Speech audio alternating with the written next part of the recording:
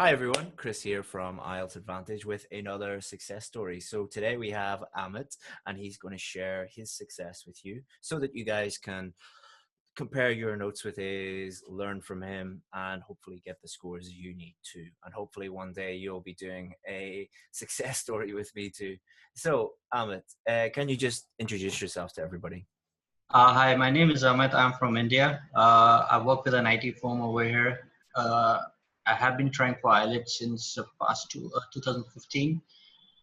This was my fifth or sixth attempt. I'm sorry, I don't remember the count, but yeah, it was very difficult. The only problem that I was facing was with the writing section. I was able to score 8 plus in listening, 8 plus in reading, and 7 plus in speaking. Mm-hmm. The only issue I had was with writing, and I was able to score 6.5 most of the time. Last time I scored six, and I know the mistakes that I did because I was short on the length, the 250 words length. I was not able to complete. But this time, based on the inputs from your website and the tips that you gave, I was able to score 7. I could have scored more. The only issue is because I've been using computers since last 10 years. Mm-hmm. This autocorrect has been evil thing for me, so it has been very difficult. Small spelling mistakes I did could have been avoided, but then seven is a decent score that I wanted. Yeah, things like autocorrect make our life easier, but they can also make it more difficult because they make Exactly. us a little bit, they can actually, lower our spelling ability, really. So, Yes, it does. It does. so we'll talk about spelling in a second, but what would you say were the main differences between when you were struggling, when you were getting 6 or 6.5, and when you got a 7? What were the main differences in your writing, do you think? So I gave my first exam for IELTS in 2015, I guess, and I had scored 8.5 in listening, 8.5 in writing, and 7.5 in speaking. Writing, that was my first attempt. I didn't study at all. I just went to the test center, booked my test, went to the test center, and gave my exam. So I scored 6.5. So I was trying to assimilate that. How did I score 6.5? And one of my friends who went along with me said that, oh, IELTS people, they see that you are an IT professional just to earn some money. They won't give you 7. So that was something that got stuck in my head. And for 2 years, I didn't give it a shot. And then when I got serious about this again last year, I started to reanalyze everything, and I got to know that whatever was said, and it's everywhere on the internet, you will find that it's kind of a Ponzi scheme, and they try to make money out of you, but it is actually not. You are actually making some mistakes, Mm-hmm. and you need to understand what mistakes you're doing. I'm a convent educated student, and I used to think my English is good, and I cannot score anything less than 7. Mm-hmm. So I went back, learned about it, how to. So what were my mistakes? So even though I was not serious again, because I wasn't aware of your website, so your blog, and so the main problem was whenever I used to attempt a writing section, I just used to get head on. I used to read the question and start writing. Mm-hmm. That was the issue that I faced with all my tests. So this time the scenario was different, and based on your website. So the main reason people don't score is they don't plan. That is the only reason. So I never used to plan. I just like, oh, this is the question. Okay, fine. Let's start writing. So that is the major issue with everyone. You need to plan. You need to understand what they expect you to write. How you are being marked. So I took 3 months. So the last exam I gave in March. I scored 9 plus in reading. Oh, I scored 9 in reading, 9 writing, 7.5 in speaking, and 6 in writing. And I understood my problems where I was lacking. And this time, the the only tip that which worked from the videos I used to I have subscribed to your channel, and I used to in every video you have mentioned that plan, plan, plan, and then write. So that thing stuck in my mind, and then I thought that it would be good to plan something. This time I gave 10 minutes to plan. So what did I plan was take the points down, mark, so put words. Like I used to make mistakes of using, for example, important, if is a word that I'm writing, I used to write it multiple times. No, that is going to lower your score. You have to use the words and synonyms. So I tried learning synonyms and increase the vocabulary. You don't have to be write very hard-fi words.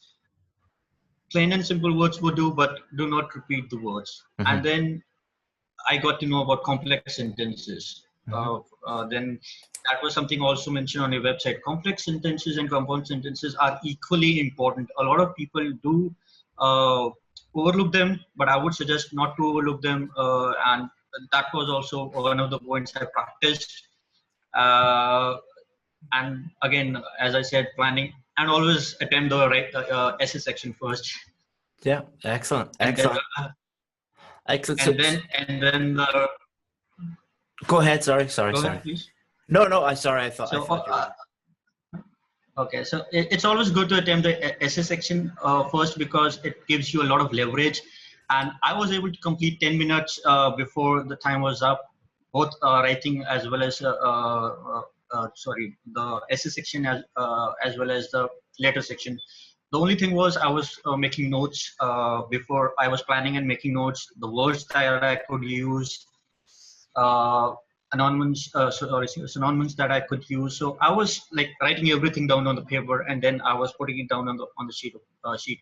And also simultaneously, whenever I was completing the paragraphs, I was writing the number of words exactly, counting the words exactly how many words I've written, so that in the end I am sure that I am not short in words. Excellent. Just by making those small changes, that can move, did move you up from a 6.5 to a 7. But it's being aware of what these things are, because everyone has different things that are causing them to get 6.5. It could be not answering the question correctly. It could be coherence and cohesion. It could be grammar. It could be vocabulary. Let's figuring out those things and then turning those weaknesses into strengths. And it's as simple as that, because the examiners are applying objective criteria. So you mentioned, you had a few people saying to you that, it's a scam, it's a money-making thing. Your electricity's gone out. It's a Ponzi scheme. They're intentionally putting your score lower. They're applying objective criteria, and you have to be really careful with people like that, because let's think about why people say that. People say that because it's one of the most difficult things in the world to admit that the problem is with you. Exactly. So when somebody gets a 6.5, they have a choice. They can say, actually, it's because my grammar or vocabulary, or I didn't practice enough, or it's something wrong with them. But a lot of people don't want to do that. It's very difficult. And I'm guilty of this. Everyone is guilty of this in different areas of their life. Like for a long time, many years, I was very overweight. Well, I still am a little bit, because it was very difficult for me to admit that the reason why I was overweight was because I was lazy and I ate terrible food. And I blamed it on, I'm too busy, and I've got too much work to do, or, I don't have time to cook healthy food. The day that you admit that it's your problem, it's your responsibility to fix it, then you start to see the progress. But be very careful, anybody watching this video, because you'll also get very negative people that don't want anyone else to do well if they don't do well. They don't want anyone moving to a different country and getting a better job because they didn't do it.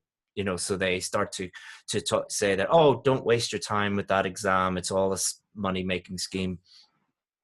Any of those people that I actually speak to, and I say, okay, send me your writing. And I correct everything and I say, okay, this is the exact reason why you got 6.5, not because of any scam. Here are the specific reasons. and they never ever come back with anything, you know. So just be careful with that.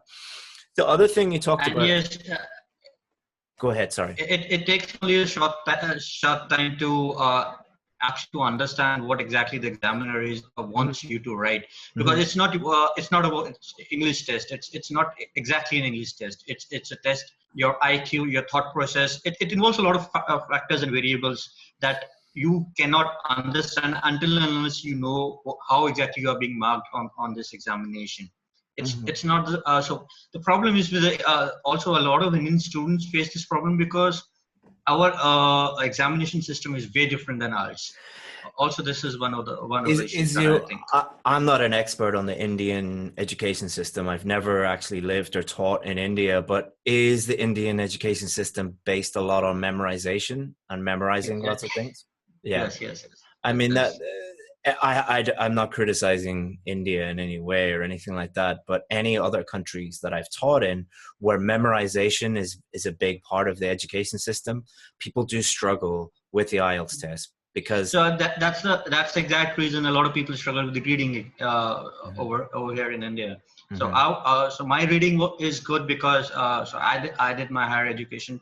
I did my MBA. So for the entrance exam, you have to so there is a reading section in which you get paragraphs. So I had prepared for that, and I know how exactly it works.